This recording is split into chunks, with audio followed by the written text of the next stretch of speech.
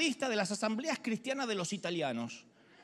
No, pentecostal del norte, conservador fundamentalista de la región de las asambleas de Dios de Oberá, Misiones. ¡Ah! ¡Milagro!, dijo él. Pentecostal del norte, conservador fundamentalista de la región de las asambleas de Dios de Oberá, Misiones, que usan la Reina Valera versión 1960. O pentecostal del norte, conservador fundamentalista de la región de las asambleas de Dios de Oberá, Misiones, que usan la Biblia de las Américas. Y ella dice, pentecostal del norte, conservador fundamentalista de la región de las asambleas de Dios de Oberá, Misiones, que usamos la Biblia de las Américas. Y él le dijo, ¿segura? ¿Usan la apócrifa versión de las Américas y no la verdadera Reina Valera 1960? Sí, mereces morir, apóstata. Y la empujó.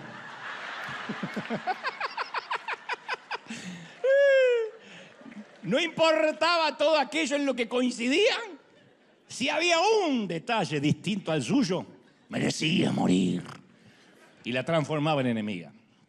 Y la historia siempre me lleva a pensar en que los que casi nacimos en un hogar cristiano, aprendimos desde muy niños qué era lo que le agradaba a Dios y qué era lo que no le agradaba a Dios. Cuando yo era chiquito me decían que Dios detestaba las malas calificaciones en matemáticas y que Dios se entristecía mucho de manera que daba vuelta su rostro en su trono si me olvidaba del regalo del Día de las Madres. Y luego fui a la secundaria, al high school, y descubrimos que los intereses de Dios se expandieron un poco más. Ahora estaba obsesionado con el sexo, con las malas compañías, con las drogas. Iban cambiando los requisitos de admisión para agradarle a Dios. Y esto es en gran parte porque damos por sentado que aquellas figuras de autoridad que están sobre nosotros fueron puestas por Dios. Entonces, lo que ellos dicen, creemos que es lo que Dios piensa. Lo que nos dice mamá y papá cuando somos chiquitos y crecimos y nos desarrollamos en un hogar cristiano, interpretamos qué es lo que Dios quiere. ¿Qué dice Dios? Y bueno, lo que papá dice que dice. ¿Qué es lo que quiere Dios después? Lo que nuestro pastor en la infancia nos predica. Porque pensamos, si ellos fueron puestos por Dios, lo que a ellos les gusta o a lo que a ellos les disgusta, por carácter transitivo, también le gusta o le disgusta a Dios. La ecuación es simple. Entonces, dependiendo de nuestra edad y de las temporadas que nos toque vivir, recibimos diferentes mensajes sobre cómo debe comportarse y cómo debe lucir una persona santa. A eso se le suma la cultura de cada país. A eso se le suma el entorno de cada hogar. Porque es más fácil decir, no hagas esto porque a Dios no le agrada, como echándole la culpa a Dios de lo que a lo mejor a mí no me agrada. Yo siempre menciono que en mi infancia tuve un pastor que ya era anciano cuando yo era chico y empezó a envejecer, lo cual no está mal porque todos vamos para ahí, pero él cometía el error de pensar que Dios envejecía con él. Entonces sus gustos pasaron a ser los gustos de Dios. Lo que a él no le gustaba, como por ejemplo la guitarra eléctrica o la batería, pasaron a ser los instrumentos del demonio, porque a él les disgustaba. Y empezó a decir lo que le gustaría que Dios dijese, no lo que Dios estaba diciendo. Por eso resulta inevitable suponer que la aceptación de Dios se basa en nuestro comportamiento, en lo que hacemos o en lo que no hacemos. Desde chiquitos, desde jóvenes. Si yo no hago tal cosa, Dios va a estar feliz. Pero si cruzo la línea, Dios se va a enfurecer. La mayoría de los pecados que nos enseñaron son los de comisión, no los de omisión. No importa si hacemos o no hacemos algo, sino lo que no hay que hacer. Entonces, en realidad, quien se enfurecía en nuestro tiempo, capaz que era nuestra madre, nuestros maestros, nuestro pastor, pero Dios cargaba con la mala reputación. Decía, esto no le agrada a Dios, y nosotros le creíamos.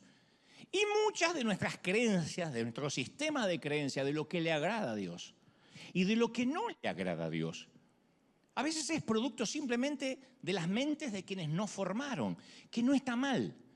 Pero a veces uno tiene que hacer un análisis y decir, a ver, ¿por qué yo sigo repitiendo esta historia? Si a lo mejor no tiene sentido, pero la iglesia está llena de cosas que hacemos sin preguntarnos por qué las hacemos.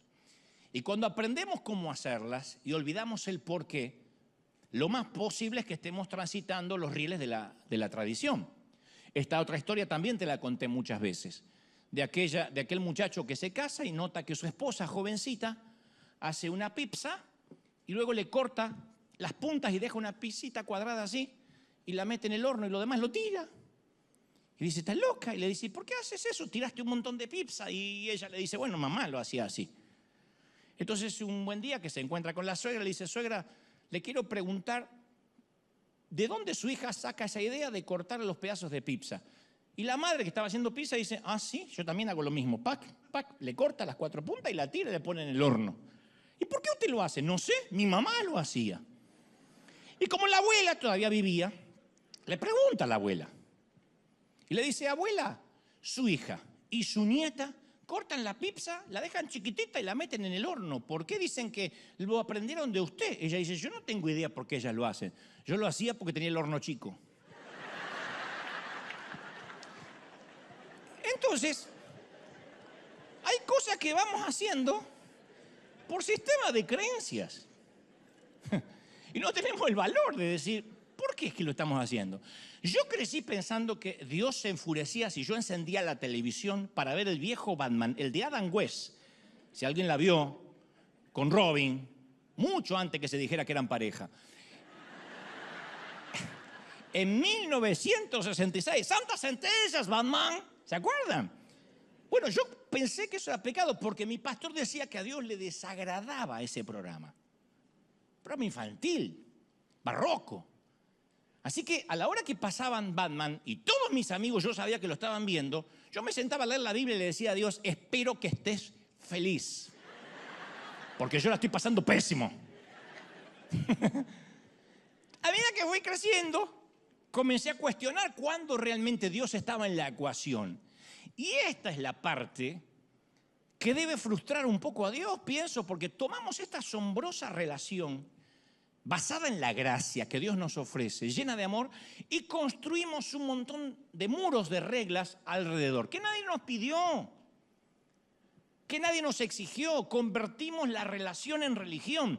Siempre hay una tendencia, una desviación de convertir la relación en religión.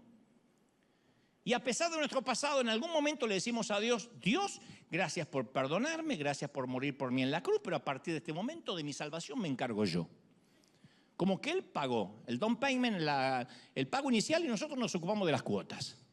Y ahí nos metemos en un búnker religioso, en un monasterio lleno de leyes, de doctrinas, a las que llamamos justamente sana doctrina, que no estoy en desacuerdo con la doctrina. Pero yo no puedo ser ni tu juez, ni tú puedes ser mi juez. Y es cuanto más tiempo llevo fungiendo como pastor, menos propenso estoy de decirle a la gente lo que tienen que hacer, lo que no tienen que hacer, y más me siento rápido en limitarme a abrazarlos y orar por ellos.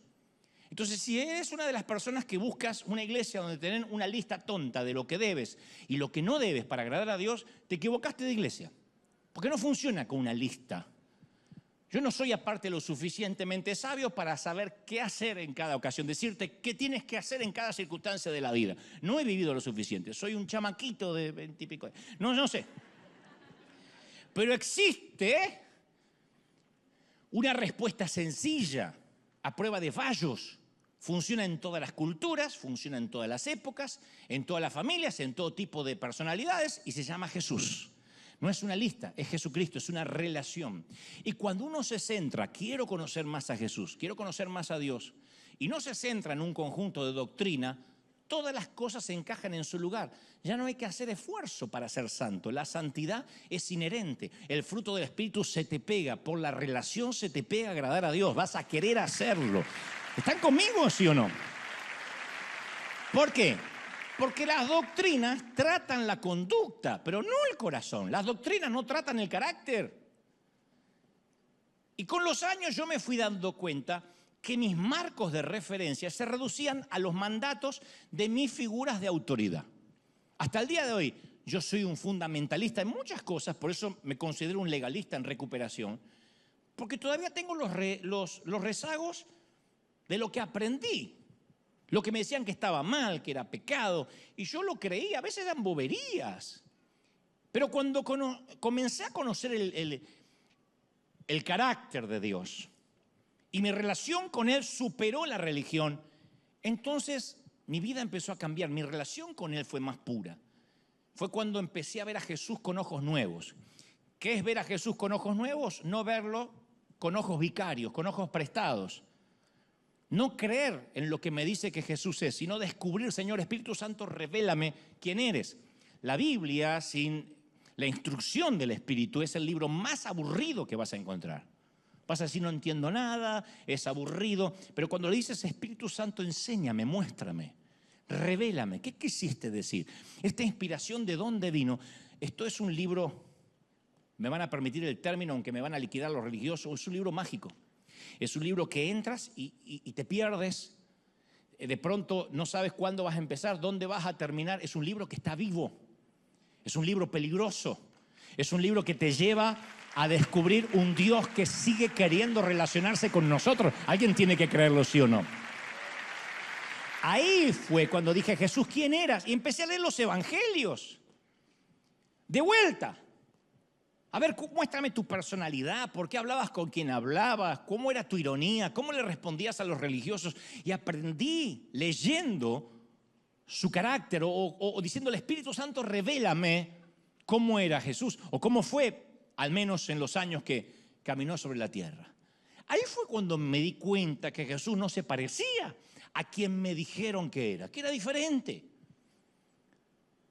Hace unos meses atrás, un artista al cual respeto mucho, me contó que estaba en una crisis personal y le dije, ¿por qué no te acercas a una iglesia en tu país para buscar a Dios? Y dijo, yo no tengo problemas con Dios, yo soy muy creyente, pero no quiero saber nada con la gente que asiste a la iglesia. Y yo le dije, ¿por qué tuviste una mala experiencia? Y me dice, no necesito ir, de tan solo ver cómo se tratan entre ustedes. Yo creo que a mí me destrozarían tan solo de verme entrar. Y yo pensé, si eso es lo que algunos ven desde afuera, no es un factor que los cristianos podemos obviar como si fuera un detalle menor. Porque esta es la verdad, si estamos impidiendo que otros busquen a Jesús por culpa nuestra, eso constituye una crisis muy seria. Porque en última instancia, nuestro rechazo predica también el rechazo de Jesús. Y si esto no nos preocupa, es que no estamos entendiendo nada. Nos tiene que preocupar que la gente diga, no. Ahí está lleno de reglas y hay gente que te discrimina y que te señala. Entonces Jesús intentó grabar un axioma en nosotros, un tótem para la vida. Está obsesionado con ello. En Juan 13:35 Jesús dijo, de este modo sabrán que son mis discípulos. Nos dio un distintivo, nos dio una marca, nos dio una credencial, una ID. Dijo, les voy a dar un documento para que cuando le digan, ¿ustedes qué son? Este es el modo que los van a conocer. Si se aman los unos a los otros. No hay otro modo. Nunca dijo la doctrina, los conocerán por su manera de vestir, por sus canciones. La única manera que los conozcan, digan, estos estuvieron conmigo, va a ser por cómo se aman entre ustedes. Y en Juan 17:23 añadió, yo en ellos, Padre, y tú en mí. Permíteme que alcancen la perfección de la unidad y así el mundo reconozca que tú me enviaste y que los has amado a ellos como me has amado a mí. Una simbiosis perfecta. Existe una correlación muy clara entre cómo nos tratamos unos con los otros y cómo el mundo relaciona ese trato a cómo es nuestro Dios. Si la gente quiere saber de nuestro Dios, no tiene que escuchar un mensaje nuestro ni nuestras canciones, nos tiene que ver actuar en la semana. ¿Qué deberían deducir los inconversos, los ateos, los agnósticos de nuestra manera de tratarnos y de amarnos unos a los otros? Número uno, que obviamente le pertenecemos a Jesús, porque ¿qué otra explicación existe para una comunidad que se ama tanto? No sabés cómo se llama esa gente, no vi a uno de River hablar mal de otro de River, nunca. No vi ninguna vieja, ninguna hermana enojada porque le quitaron lugar en la fila, no vi. A una le pidieron el asiento y a pesar de que había estado de temprano, dijo, ¿cómo no? Si es por un alma nueva, y se levantó. Esto es sobrenatural. Nunca había ninguna llegar al café o al busto diciendo, vengo a buscar la mía, a los gritos. No, es gente que está llena de Dios y de amor. Entonces, deberíamos ser tan convincentes que los demás lo interpretaran como, wow, esta gente es sobrenatural. Eso es lo que dijo Jesús. Que nos vean y digan, esta gente no pertenece acá, porque si pertenecieran acá estarían preocupados por la inflación de Biden, o si en México por AMLO, y en Argentina por quien esté en el gobierno, que no sé quién está. No, que tengo que ir esta semana, sí sé quién está, pero a veces uno duda. Deberían decir, esta gente pertenece a Dios. Y según la tarjeta de presentación de Dios, ¿cuál es la tarjeta? Es el amor. Si las personas reconocen que al observarnos está Dios en nosotros, significa de que ese es el evangelio en su esencia. Y si no reconocen el amor en nosotros, no reconocen a Dios, entonces es que nos desviamos de una manera trágica. Número 2, tienen que ver que Dios nos ama mucho. Deberían deducir y decir, estas personas son gente muy amada y están imitando al Salvador. Y si están imitando a su Salvador, debe ser un buen Salvador, porque mira lo amado que se sienten, la amada que se siente. Porque la gente amada, ¿qué hace? Perdona, alienta, sirve, edifica, porque son preciosas para alguien. Viven dentro de un extraño paradigma o paradoja que es primero los demás. Se saca, ¿qué gano yo con esto? ¿Y a mí qué me dan? Se saca el egoísmo porque está lleno de Dios. Eso es algo que solo la gente segura hace, la gente amada. La gente amada y segura dice, no importa lo que yo gano, yo quiero que el otro sea bendecido. El ateo debería vernos y decir, ¿esto no significará que Dios también podría amarme a mí? Yo quiero esa vida. Entonces, en un mundo que nos observa y que está tan lejos de estas conclusiones que te digo que son sencillas, porque no es que nos tienen que ver viviendo en un convento, un pacto de hambre, en un claustro, nos tienen que ver amar. Y si el mundo no ve esto en nosotros, yo creo que nos debería afligir.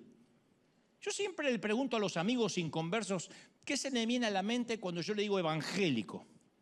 Cuando yo te digo evangélico, lo primero que se le viene a la mente es un pastor a la madrugada diciendo, ¡pare de sufrir!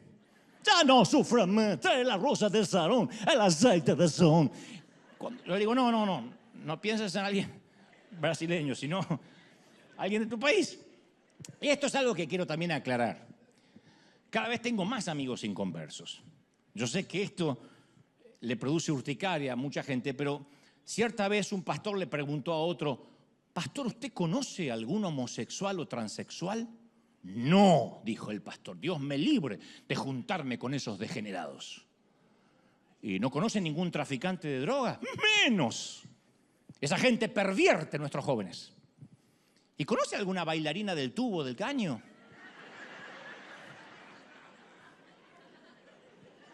No del tubo horizontal, esas son las que hacen ballet, del tubo vertical.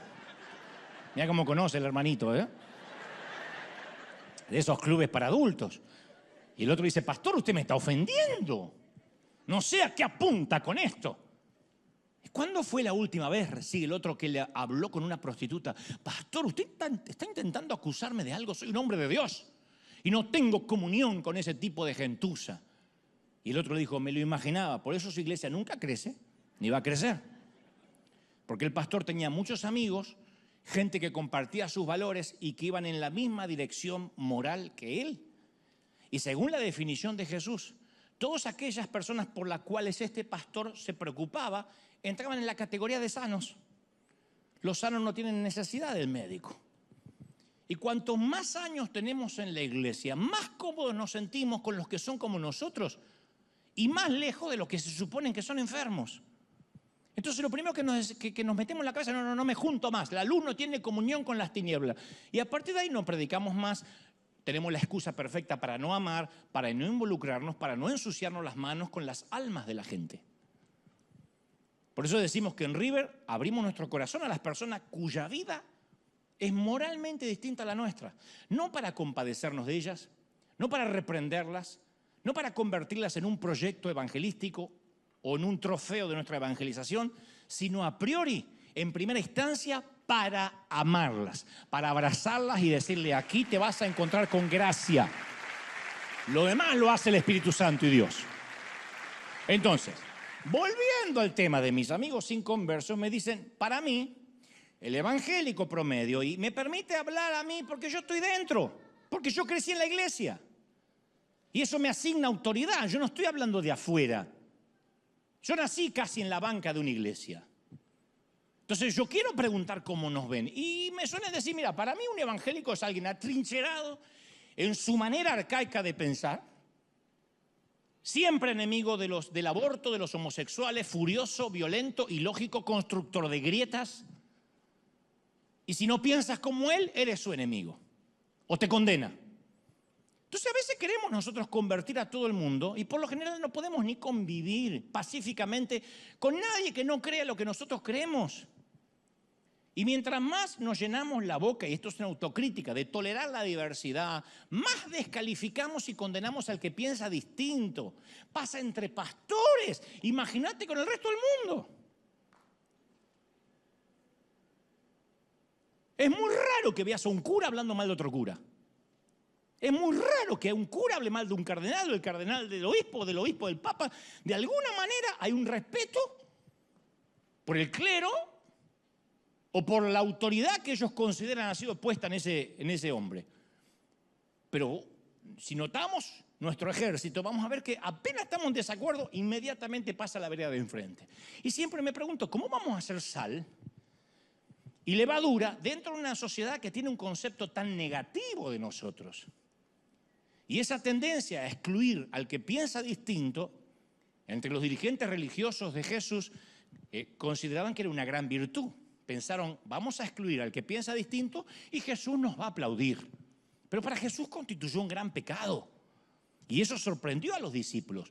Un día, camino a Jerusalén, estaban los muchachos con Jesús y Jesús quiso detenerse en una población samaritana y no lo recibieron bien. Y sus discípulos preguntaron, uno, para hacerse el súper espiritual, Señor, ¿quiere que hagamos caer fuego del cielo para que los destruya? Creo que era chileno, dijo, ¿quiere que hagamos caer fuego del cielo para que los destruya estos huevones? Y pensaban que Jesús, no, lo digo por mi amigo Ulises Oyarzún, que está acá, pero Judas, todos estos eran todos chilenos, me dijeron, pero después Dios los perdonó. Cuando él habla, cuando él predica, dice que Judas era argentino y esta es mi venganza. Dice que Judas dijo, ¿seré yo, che, el que te voy a traicionar, macho?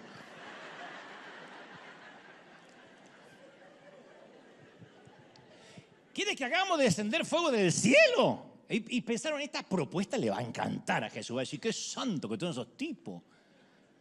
Ellos dijeron, vamos a adoptar una posición. Nosotros somos los que estamos del lado de Jesús. Eran los guaruras, los guardaespaldas de Jesús. Y vamos a defenderlo y con esto nos ganamos una moneda con Jesús. Vamos a quemar a los que piensan diferente. Jesús se volvió y los reprendió. Él no necesitaba abogado. Jesús no necesita abogados defensores. Para Jesús las categorías no se dividen entre nosotros y ellos, evangélicos y católicos, perfecto e imperfecto, santo y pecador, porque esto colocaría a la humanidad de un solo lado, del lado equivocado. Lo cual no quiere decir que Jesús concordara con todas las personas, que fuera relativista, que temiera enfrentar, porque Jesús, vaya, caramba, que confrontaba, pero nunca sucumbió ante el prejuicio de la pertenencia, del grupo de pertenencia. Y continuamente comunicaba su propósito que deberían pasar al otro lado, predicar el evangelio a toda criatura. Los que ellos querían poner del lado diferente, Jesús los metía en su círculo. Entonces, a veces los que venimos a la iglesia por años malinterpretamos esto. Hablamos de otras religiones, de otras etnias, de otras culturas, de otra conducta, de otra política, de otras denominaciones. Y nos permitimos cualquier licencia, que no es otra cosa que murmuración disfrazada de la palabra celo santo, con el fin de condenar a que se vaya al infierno al que no piensa como nosotros. Por eso cuando uno va a ver a Jesús con ojos nuevos, se lleva unas sorpresas. ¡Oh! Ve unas cosas que realmente incomodan nuestro sistema de creencias. Por eso el legalismo es tan popular, porque es un evangelio más predecible. El legalismo siempre es un territorio más claro. Tú vienes aquí los domingos y yo te digo cómo se tienen que vestir las mujeres, ¿ok? Y así Dios se va a agradar. Punto, se terminó el evangelio. Entonces andan unas mujeres con la falda larga acá, que le hacen juego con la lengua. Pero nadie mira en su interior, sino el exterior. Pero funciona así, dame una regla por día. Pastor, dame una regla por día. Dime que a Dios no le agrada Batman y yo no voy a ver Batman o no voy a ver Los Simpsons y así sabré que por no ver Los Simpsons yo agradé a Dios. ¿De verdad? No, es que si puedo marcar los límites voy a estar tranquilo en cuanto a mi estatus evangélico. Ese estatus que siento la obligación que tengo que defender y de lo único que estoy seguro, de que soy evangélico y que odio el aborto. No. El camino más fácil siempre es marcar reglas. Hasta para mí es sencillo predicar un sermón legalista. Porque así yo logro que la mayoría que está acá tenga culpa y pase el altar llorando. Empiezo a decir, aquellos que tuvieron pensamientos promiscuos de sexo esta semana, aquellos que miraron pornografía, aquellos que se masturbaron, aquellos que miraron el trasero ajeno, no queda uno sentado en la silla. Queda el hipócrita que miente, ¿no? Entonces la culpa se genera rápido, la convicción de pecado no. La convicción de pecado la produce el Espíritu Santo. No quiero ofender a mi Dios, no quiero lastimar a mi Señor. Pero ¿qué hace la regla? Confirma los que están fuera y los que estamos dentro. Y confirma la teoría de que hay gente fuera.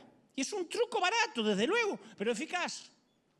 Si yo puedo criticar tus creencias, tus interpretaciones, tus tradiciones y doctrinas, yo aseguro mi estima. No importa si son cuestiones periféricas, porque la mayoría son cuestiones periféricas. Nadie está discutiendo la Trinidad, la muerte de cruz, su posterior resurrección. Siempre estamos discutiendo boberías, la música, la vestimenta y las luces y la pantalla. Pero a mí me conforta tener la razón y el otro no. Porque si yo estoy en lo correcto, entonces continúo siendo salvo. Porque estoy en lo correcto.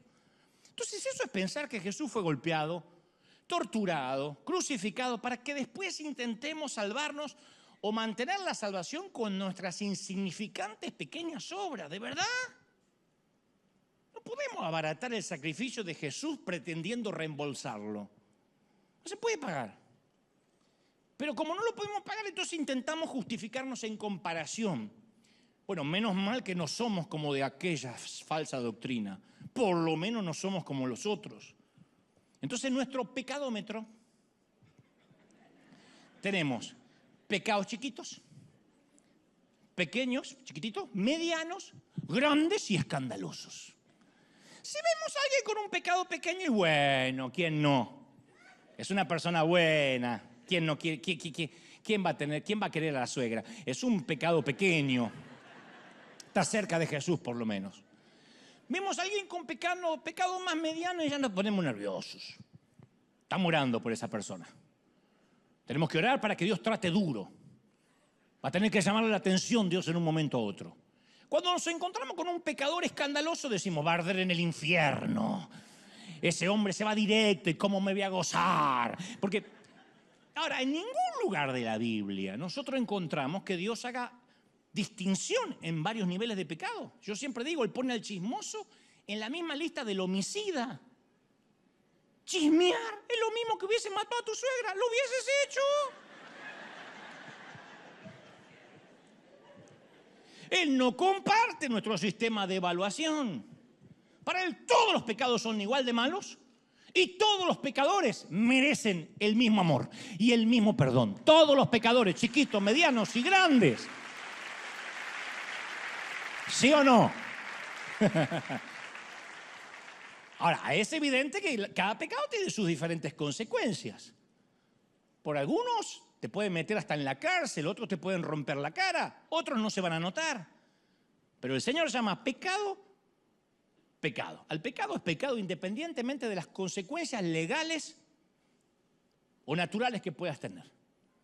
Por eso tenemos que tomar conciencia que dentro de nosotros siempre hay un fariseo intentando salir. Tan pronto vencemos una debilidad, nos ponemos en la vereda de enfrente de esa debilidad y somos el mayor crítico de quien tenga esa misma debilidad todavía que nosotros acabamos de vencer hace poco. A un ex chismoso, el que más bronca le da es el chismoso. A un ex indocumentado hispano, el que más bronca le da es un indocumentado. Trabaja en la migra.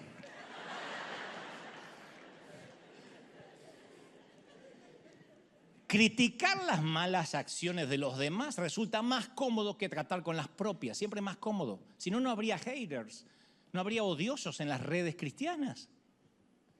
¿Qué hacemos? Maquillamos leyes, las adecuamos a nuestro estilo de vida y juzgamos a los demás por esas leyes. A veces por nuestra cultura lo juzgamos.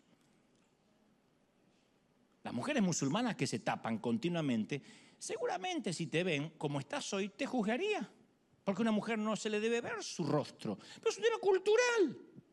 En todo caso religioso. No necesariamente viene de Dios.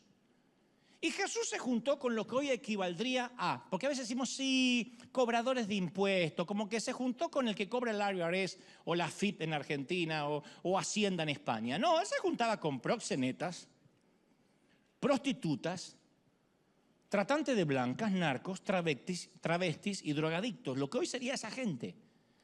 Porque en la cultura de la época, comer con esa gente implicaba que se identificaba con esa gente. No comías con quien no te identificabas, por lo menos para un judío. Y Jesús se relacionó con todo tipo de gente que los judíos respetables evitaban. Ninguna persona que se respetara a sí misma se arriesgaría a hacerse amiga de esa gente para que no se los culpara por asociación. Predicarles, reprenderlos, criticarlos, hasta burlarse de ellos, incluso hubiese sido aplaudido. Pero nunca sentarse a comer.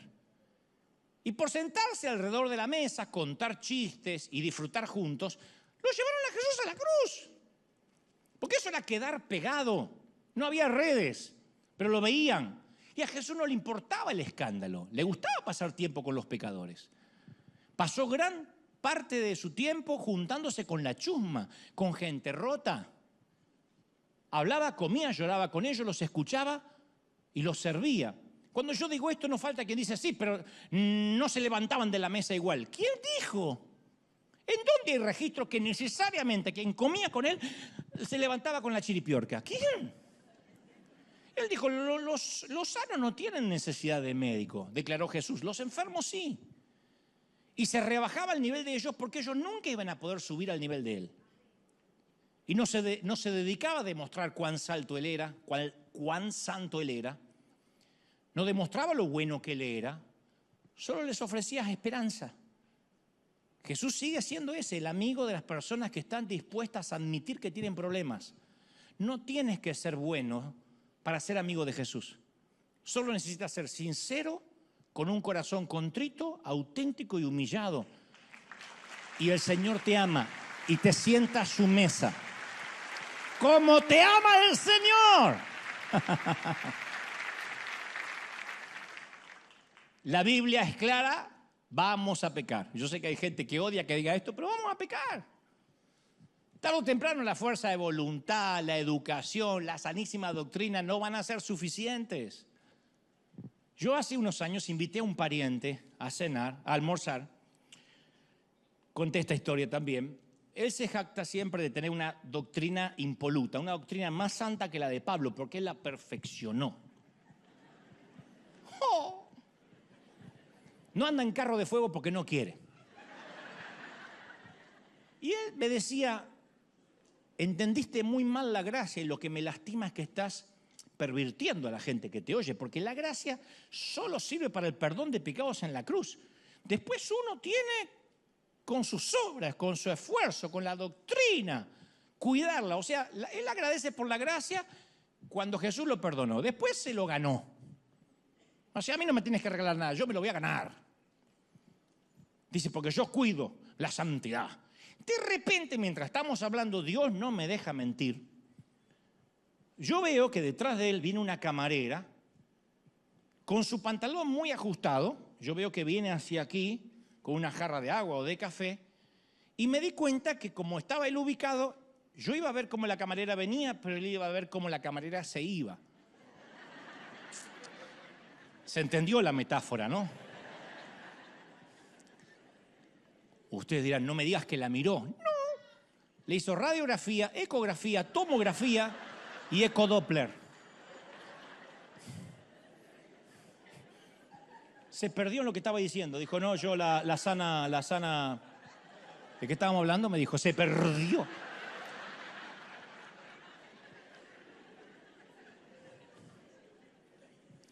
¿Por qué? Porque su esperanza está en la fortaleza moral, en la doctrina. Él no estaba diciendo yo no tengo la necesidad de ver. Él estaba aguantándose. Y quienes buscaban a Jesús como un salvador político también se sentían confundidos cuando él se sentaba con pecadores y a quienes elegía por compañeros, porque ellos también, como este pariente que yo te cuento, cuidaban su santidad a fuerza de tracción a sangre. A Jesús se lo conoció como amigo de los cobradores de impuestos, grupo que se identificaba con los explotadores extranjeros, con el gobierno de facto, no con los explotados. Censuró el sistema religioso de la época, pero trató con respeto a un líder como Nicodemo. Habló acerca de los peligros del dinero, pero se mostró con compasión con el joven rico. Habló muchas veces en contra de la violencia militar, pero halagó la fe del centurión romano. Jesús honró, en resumen, la dignidad de las personas, estuviera o no estuviera de acuerdo con ellos. Él no iba a fundar un reino sobre la raza, sobre el capitalismo, sobre el socialismo u otra clase social o divisiones de cualquier índole. Todos, incluso una mestiza con 5 maridos o un ladrón que moría en la cruz, eran bienvenidos a unirse a su reino. La persona era más importante que cualquier categoría o cualquier letra escarlata que colgara de su cuello. Jesús nunca creyó en las grietas, ni en las denominaciones. Y yo me siento mal ante esta cualidad de Jesús cada vez que yo quiero quemar a alguien en pos de mis convicciones. Porque es muy fácil, no nos damos cuenta y enseguida estamos en la otra vereda gritándole al enemigo del otro lado de la grieta. Qué difícil, mis queridos, es recordar que el reino de Dios nos ordena, no nos sugiere, no nos recomienda, nos ordena amar a la mujer que acaba de salir de una clínica de aborto. La tenemos que amar. Uno dice, bueno, yo la amo, sí, pero también nos ordena amar al médico que la ayudó a abortar. No digo que está bien, estoy diciendo que los tenemos que amar. Nos ordena, no nos sugiere amar a la persona promiscua que está muriendo de HIV y al rico empresario que está explotando a los pobres.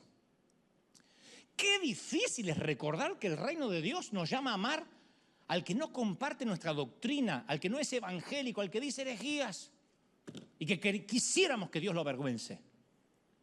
Si no podemos amar a esta gente, entonces nos tenemos que preguntar, ¿estamos entendiendo el evangelio? Porque Jesús dijo, en esto conocerán que sois mis discípulos, si defendéis la doctrina evangélica. No dijo eso. Dijo, si tuvieres amor uno con el otro. Lo dijo una noche antes de morir, la noche antes de morir. Entonces mi deseo es que veamos a los pecadores como Dios los ve. Mejor dicho, como Dios nos ve. Que cada vez señalemos menos con el dedo, ni intentemos salvar como si pudiéramos salvar a alguien. No podemos salvar a nadie. Sino que nos limitemos a amarla. No saben qué evangelismo maravilloso es amar. Amas a alguien y casi no tienes que predicarle, solito te empieza a preguntar. No creerá la cantidad de artistas que solitos dijeron, queremos ir a verte al Luna Park. Ni los invitamos. Pero ellos dicen, nunca me amaron así, nunca me abrazaron así, acá hay algo raro. O son narcos o esta gente debe tener un salvador que vale la pena conocer. Pero muchas veces solemos ser jueces. Vestimos nuestra toga, hacemos repiquetear el martillo, decimos, caso cerrado, ande con cuidado, respete para que lo respete y que Dios nos ampare. Y no escuchamos la historia de la gente. Y Dios ha redimido todas las personas a través de la historia de todas las culturas de los países, de los poderes mundiales, de los sistemas, de las órdenes religiosas, corrientes, movimientos, corazones humanos, desde el principio de los tiempos. Hay caminos que escapan a nuestra comprensión. Él ha rescatado gente dentro y fuera de la iglesia, de las religiones dentro y fuera, de las tradiciones desde el origen de los tiempos. Yo te digo una cosa, en el cielo nos vamos a llevar una sorpresa. Una sorpresa, porque vamos a buscar los que creíamos que tenían el VIP comprado y no van a estar. Y nos vamos a encontrar con gente que va a decir, ¿cómo cuerno vino este acá? Pero Él obra en maneras misteriosas que no conocemos. Y eso nos escandaliza. Y está bien que nos escandalice, pero nos tiene que escandalizar cada vez menos. Lo que pasa es que nosotros al principio agradecemos pertenecer a la familia, que nos llamen hermanos. Después ya no queremos ser hermanos de nadie, queremos ser el padre de los demás. Y hablar en nombre de Dios. Nos encanta hablar en nombre del Padre, no queremos ser hermanos. Y nuestros hermanos no necesitan otro padre, ya tienen un padre. ¿Le dijiste alguna vez a alguno de tus hijos, si necesito tu ayuda para ejercer de padre o de madre, te aviso? Cuando un hermano quiere mandar al otro. Entonces la manera en que hablamos unos a los otros, que nos corregimos en público, que nos sacamos falta, que nos desaprobamos, sin siquiera aplicar el beneficio de la duda, a veces es repugnante. Y por esta razón hay observadores que pasan de alto nuestra familia. Y como cualquier familia tenemos asuntos que resolver. No tenemos que confundir unidad con la uniformidad. Unidad con uniformidad. Podemos tener lo primero sin lo segundo. Podemos ser unidos y no ser uniformes. Ustedes son de México, de El Salvador, de Colombia, de Guatemala, de Costa Rica. Yo soy de uno de los mejores países del mundo. Fuera de todo Europa, pues el Barça, del Real Madrid, del Chivas, del América, no importa. No tenemos que pensar igual. Tenemos que ir todos para el mismo lado, que es diferente. No tenemos que ser uniformes, sino unidos. Porque con toda seguridad somos la familia más desordenada que jamás se conoció. Y así Dios nos ama. Y la enseñanza de amar a los enemigos es la enseñanza más conocida y la que más se transgrede. Los seres humanos siempre nos ponemos uno de un lado del otro. Somos nosotros, somos ellos, siempre. La palabra grieta es famosa en todo el mundo. Hasta en los Estados Unidos de América, la grieta es tan marcada que el odio ya es visceral entre demócratas y republicanos. No solía pasar eso años atrás. Te hablo fuera de toda broma de Argentina. La grieta es tan espantosa que el mencionar el nombre de un político de la vereda contraria literalmente te podrías ligar un piedrazo en la cabeza. O si sientes que estás cruzándote de vereda. Yo te voy a contar algo. El nombre de cristiano fue un apodo peyorativo que los paganos le pusieron a los creyentes. El historiador Tácito decía que había una raza de hombres que era detestable por sus prácticas perversas, conocido vulgarmente como cristianos. Eran como los jesucitos, una cosa así, era algo peyorativo. Y los cristianos inmediatamente le devolvieron el favor llamándolos paganos, que viene de la palabra pagani, que significa pueblerino, civil, bruto. Cristiano, bruto. Los cristianos usaban la palabra pagano para referirse a los que no habían pasado por el bautismo de las aguas. Y como si fuera poco, pasan los años y nosotros todavía nos enfrentamos por denominaciones. Somos el único ejército que remata a sus heridos, siempre. Cuando uno de nosotros cae de la gracia, nos peleamos, que en realidad nunca cae de la gracia, diría Juan Carlos Ortiz, cae en la gracia, pero sí cae en nuestra desgracia. Y nos peleamos para ver quién lo avergüenza y quién lo expone más. Y yo sé que me queda mucho camino por recorrer todavía para relacionarme con las personas de manera más natural, como lo hacía Jesús, más auténtica, pero estoy aprendiendo, de verdad te lo digo, no es ironía, a escuchar sin reparos, a reírme y llorar con quienes piensan distinto, a ofrecer menos consejos. ¿Sabes cómo me cuesta a mí no ofrecer consejos?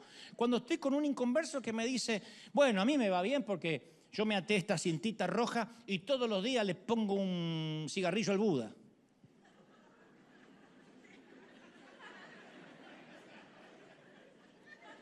Tengo unas ganas, pero no me está pidiendo consejo.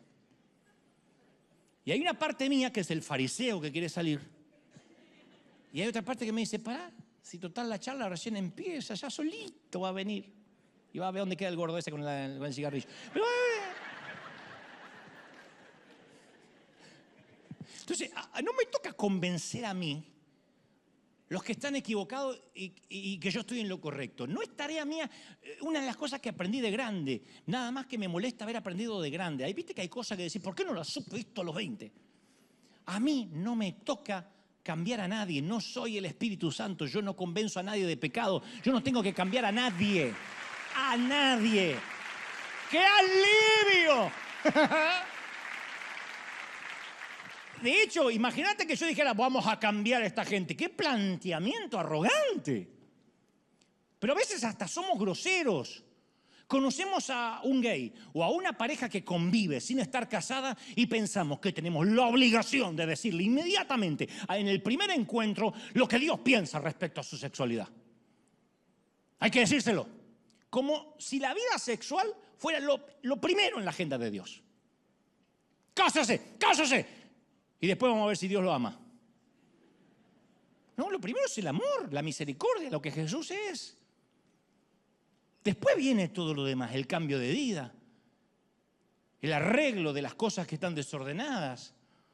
A mí me fastidia muchísimo que apenas alguien me conoce, ya quiere meterse en mi vida personal. ¿No te molesta que alguien que no te conoce se quiera meter en tu vida personal?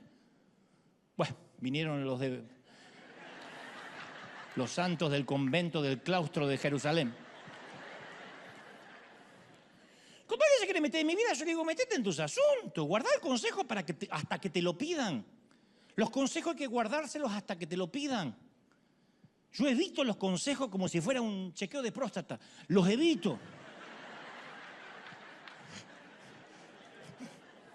Satanás.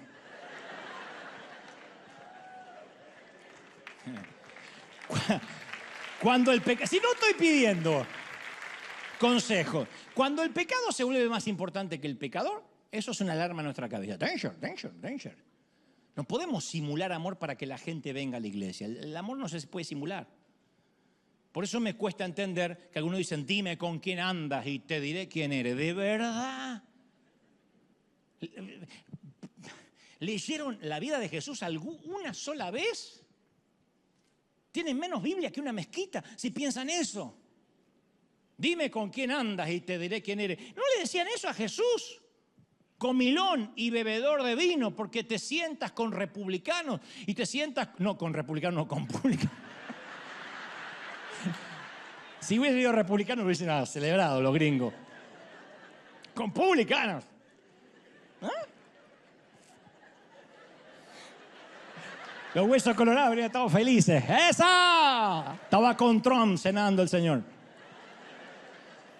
Y a veces a mí me critican no porque me saco una foto necesariamente con un delincuente, sino porque me la saco con alguien que se divorció. Oh, sí, una vez me saqué una foto con Benny Hinn. Que Benny Hinn en un momento es público conocimiento, una vez se divorció y después se casó con la misma. Allá él.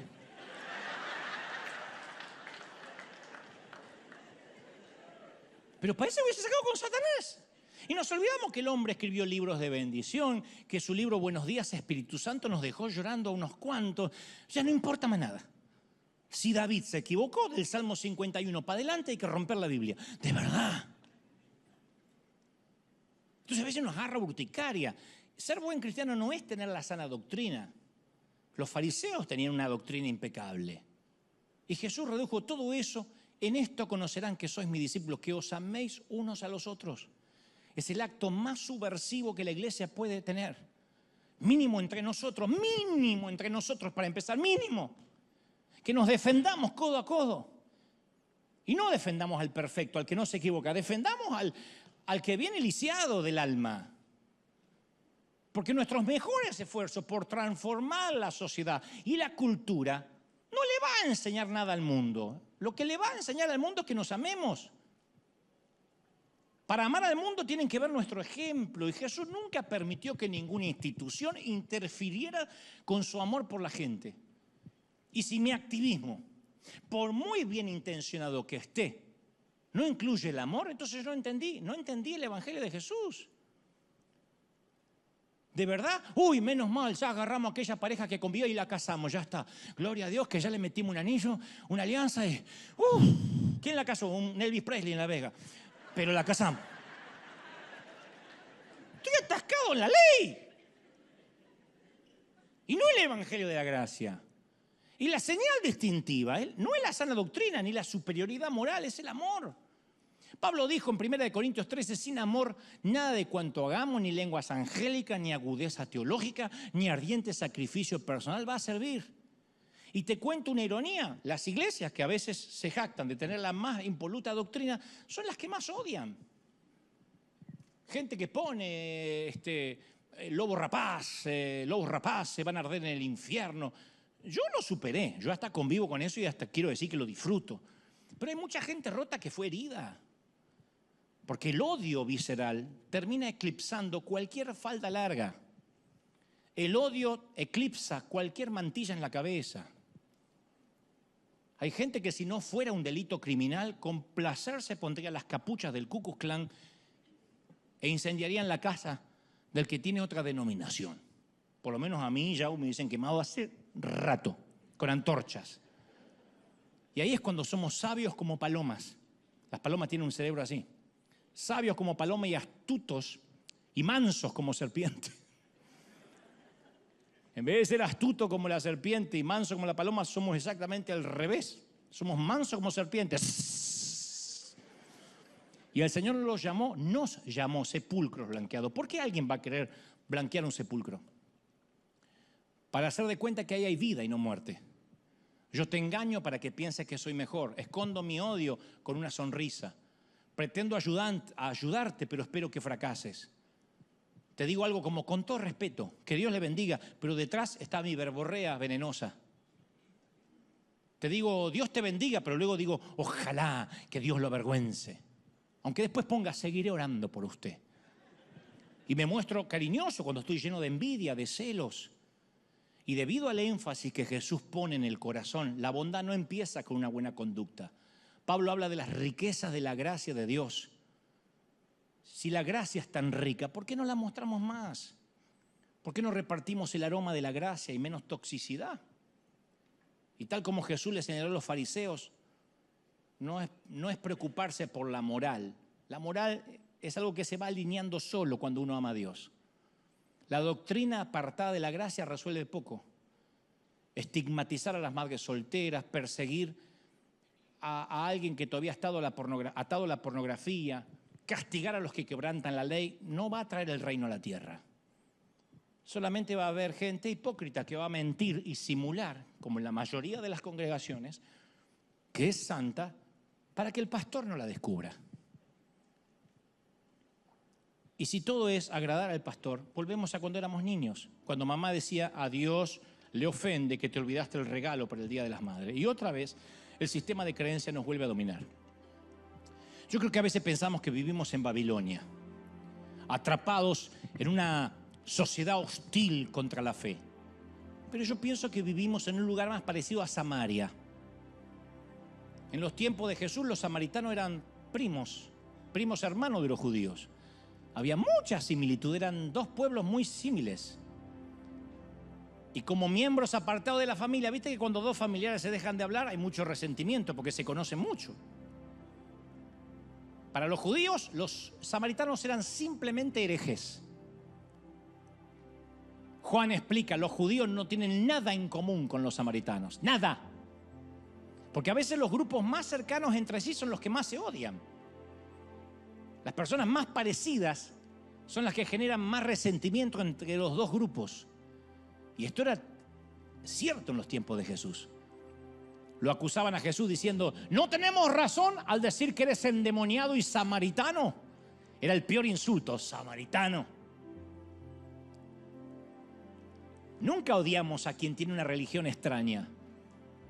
Nos peleamos y detestamos a quien se pelea por tener la exclusividad de la verdad. De ahí surgen las divisiones. Yo hablé con Dios. No. Yo hablé con Dios y me dijo otra cosa. No. A mí no me dijo lo mismo. Y Pablo dice, usemos las armas de la gracia con los que se nos oponen. Como decía Juan Carlos Ortiz, yo le decía a veces a Ortiz,